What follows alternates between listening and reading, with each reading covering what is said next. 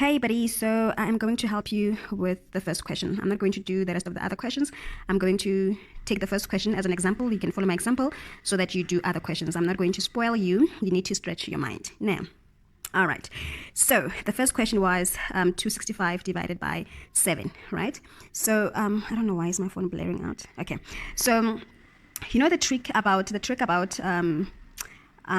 with this scaffolding method is that there's many entries to it, né?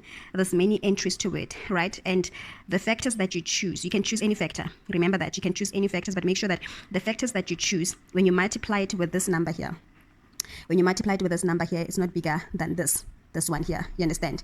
Yeah. So you can choose any factor, but make sure that when you multiply a factor that you've chosen with this number, it's not bigger than the one that is here, right? So the factors that you choose determines how long your calculation becomes or how short your calculation becomes. You understand? So the factors that you choose will determine how long or short your calculation will be. So your factors, you can use any factor that you want to use. You cannot be wrong as long as when you multiply your factor with a number here, it's not bigger than the one that's here. You understand? So with scaffolding, you subtract until you cannot subtract anymore. You understand? Okay, great. Now let's go do the first question. It's 265 divided by 7. So now you're going to assume that, let's say 7 goes, I'm going to see here, the first one I chose 100, right? Because I was assuming that, let's say 7 goes 100 times into 265. But remember what I said, when you multiply the factor that you choose with this number, it must not be bigger than the one that's here. So when I choose 100, 7 times 100 is 700. It's bigger than 265. Therefore, I cannot use it. That's why I scratched out 100. I did not use it because when I multiply the 2, it is 700 and it's bigger than 265. Then I moved to 30. So 7 times 30, it's 210. It's smaller than 265, therefore I can use it. So 265 minus 210. Remember, you subtract until you cannot subtract anymore with scaffolding. So 265 minus 210, the answer is 55. Right? And then the next question is how many times the 7 goes into 55, right? Then we're like, okay, which number are we going to choose now? If I choose 10, né? Remember 7 times 10 is 70.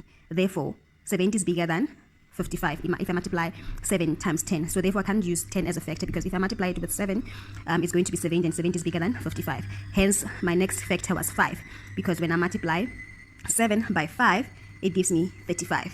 So this is the right factor. So 55 minus 35, the answer is 20. Great. So now if you're going to do this calculation, this one here, from the top of your head, you know that 7 goes 2 times into 20. But that's not how scaffolding method works. So you need to show your calculations here. So now the answer here is 20.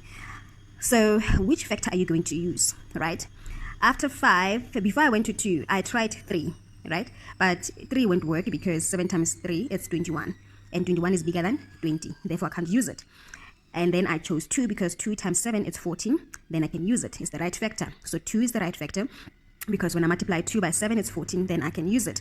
And 14 is smaller than 20. So it's going to be 20 minus 14. The answer is 6. Remember, I said you subtract until you cannot subtract anymore. Therefore, now I cannot use this anymore. So I'm going to stop here. So meaning my remainder is 6. And my cushion you add all these factors that you've used. So 30 plus 5 plus 2 is 37.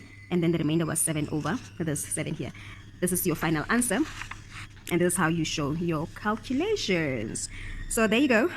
Follow this example and do the rest of the other questions. Toodles!